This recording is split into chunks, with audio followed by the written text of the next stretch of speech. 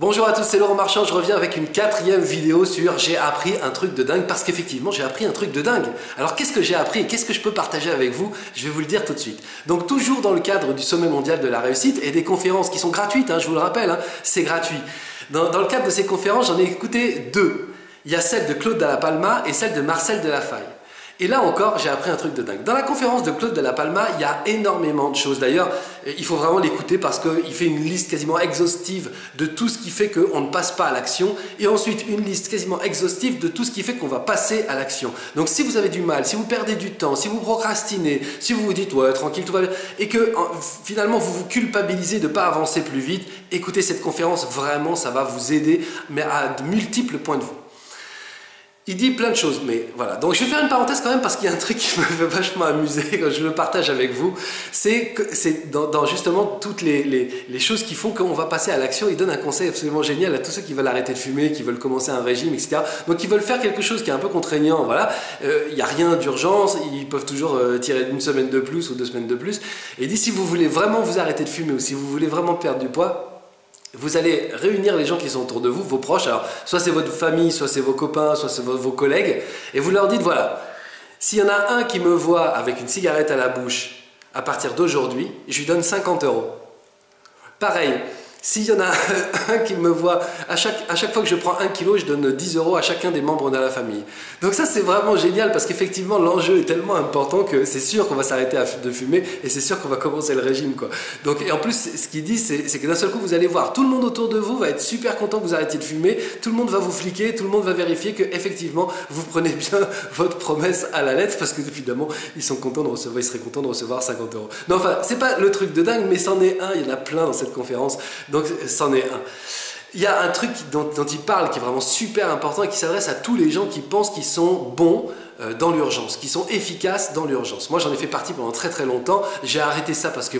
Et encore, avec la charge de travail, des fois, j'y reviens encore, avec cette croyance que dans l'urgence, il y a l'adrénaline, il y a le challenge et donc c'est cool, voilà, c'est satisfaisant parce que c'est énergisant, c'est dynamisant. Et il rappelle un truc hyper essentiel et je pense que si vous êtes dans ce cas-là, vous allez vraiment, ça va vraiment vous faire du bien d'entendre cette information. Il rappelle un truc essentiel. Les gens qui travaillent dans l'urgence, la plupart du temps, ils ont eu l'information de la tâche à effectuer très longtemps avant. Ils attendent d'être au bout du chemin pour travailler dans l'urgence et faire la tâche. Donc il dit, entre le moment où vous apprenez que vous avez cette tâche à faire, où vous le savez que vous avez cette tâche à faire, et le moment où vous vous y mettez, toute cette période-là, c'est pas une période où on ne pense pas à la tâche. C'est une période où on y pense constamment en se disant « Ah, il faut que je fasse ça, oui c'est vrai, tiens, il faudrait que je passe ça, bon, dimanche prochain je fais ça, ou la semaine prochaine je fais ça. » Voilà, c'est une source de stress.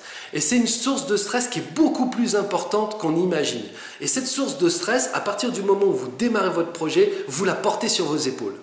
Ça, c'est la première source de stress. La deuxième source de stress, c'est que vous avez peu de temps pour réaliser votre projet. Très très peu de temps pour y arriver. Et ce que vous croyez être de l'adrénaline, en fait, c'est un stress monstrueux parce que justement, il reste peu de temps pour faire beaucoup de choses. La troisième chose, c'est qu'il n'y a pas de place pour l'erreur, il n'y en a plus, puisqu'il y a peu de temps. Avant, avec un petit peu plus de temps, vous auriez pu vous permettre une erreur ou deux, vous pouviez la corriger, vous pouviez améliorer les choses et revenir sur votre tâche de manière tout à fait simple. Là, c'est plus possible.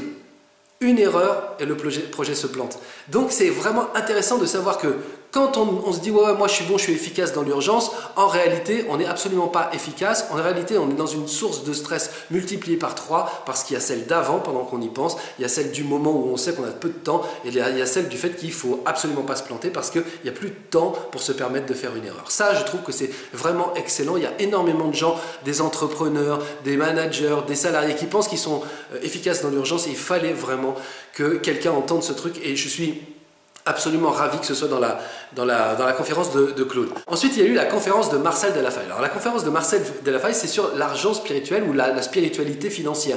Donc, c'est une expérience. Il faut écouter ça parce que c'est juste absolument magnifique. Mais surtout, il faut le ton, il faut le temps aussi que prend Marcel pour vous expliquer ça. Donc, vraiment, allez écouter. C'est encore gratuit. C'est gratuit 24 heures après la diffusion. Donc, allez-y. Franchement, moi, je vais juste essayer de voir préciser une chose qui est extrêmement profonde. Donc la spiritualité, c'est en gros l'attitude profonde qui donne un sens à notre vie. Là, l'argent spirituel ou la spiritualité financière, c'est l'attitude profonde qu'on a vis-à-vis de la liberté financière ou de l'argent qui va donner un sens à cette liberté financière et à cet argent. Et elle dit une chose qui est absolument magnifique, elle dit l'argent est neutre. L'argent, c'est juste du papier et des pièces d'acier. L'argent est neutre. Mais c'est le sens qu'on donne à l'argent qui va faire que l'argent va être important ou non pour nous, va représenter quelque chose pour nous. Notre représentation qu'on a de l'argent, ce n'est pas l'argent lui-même, c'est le sens qu'on y donne. Donc, elle dit, selon le sens qu'on y donne, il va être plus ou moins présent dans notre vie. Il y a des choses qui ne vous intéressent pas, qui ne sont pas dans votre vie, normal. En revanche, il y a d'autres choses qui vous intéressent et qui sont dans votre vie. Parce que forcément, vous vous y intéressez d'une manière qui est positive, d'une manière qui est abondante, d'une manière qui est simple. Simplement. Donc, comme c'est une manière qui est simple, finalement, vous ne mettez pas de barrière, vous ne mettez pas de tension à le recevoir. Et elle rappelle 3 choses essentielles. Donc, une fois qu'on sait que l'argent est neutre, mais que c'est le sens qu'on donne à l'argent qui en fait quelque chose, elle rappelle 3 points essentiels. En fait, tout fonctionne par rapport à ces 3 points. Le sens, d'abord la source, le sens et le flux. La source, c'est le fait de savoir que tout ce qui est autour de vous, de matériel, tout ce qui est là, voilà, le projecteur, la caméra, tout ce qui est là, avant d'être matérialisé, c'était invisible, c'était une idée, voilà, c'était dans la tête de quelqu'un, voilà, c'était une tendance, c'était une volonté, mais c'était invisible. Et puis petit à petit, par la force de la réflexion, par la force de la stratégie, de mise en place, de développement, c'est-à-dire tiens, ce serait bien qu'on le fasse, et par la force de l'action, ça se matérialise. Voilà, et ça devient un jour un objet voilà, matériel dans ma vie, comme la caméra qui est en face de moi, comme l'ordinateur qui est en face de vous. Ça devient matériel. Ça, c'est la première chose. La deuxième chose, c'est le sens. Quel sens on donne aux choses? Et la troisième chose, c'est le flux. Savoir que le flux est partout et il faut se connecter au flux. Alors, je vais faire un parallèle extrêmement simple et vous allez comprendre exactement tout ce que je viens de vous dire par rapport à l'argent.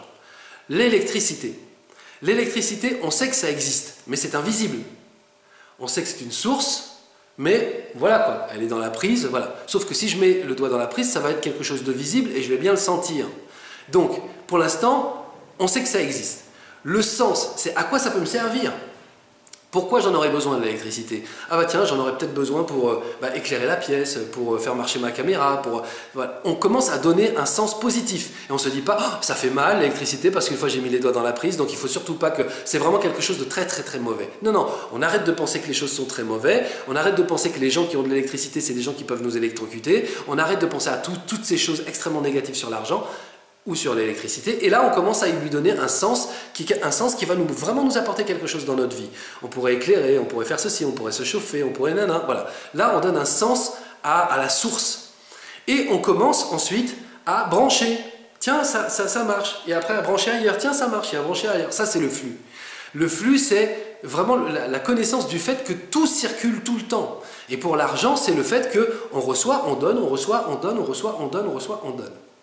À partir du moment où vous comprenez que les choses passent de l'invisible au visible, que vous savez le sens que vous voulez donner à votre liberté financière, et que vous savez que vous appartenez à un monde où le flux est permanent, enfin, vous descendez dans la rue, c'est pas où vous êtes, moi je descends dans la rue, il y a des commerces, il y a des gens, ils achètent, voilà quoi. Donc le flux il est là, j'ai de l'argent, j'en donne, j'en reçois de mon salaire, j'en reçois de vous quand vous achetez des programmes, j'en reçois des droits d'auteur, j'en reçois machin, et après je le redonne à mon tour pour acheter à manger, pour acheter des choses, pour acheter des vêtements, pour payer ma maison, etc. Donc en fait ça ne fait que circuler.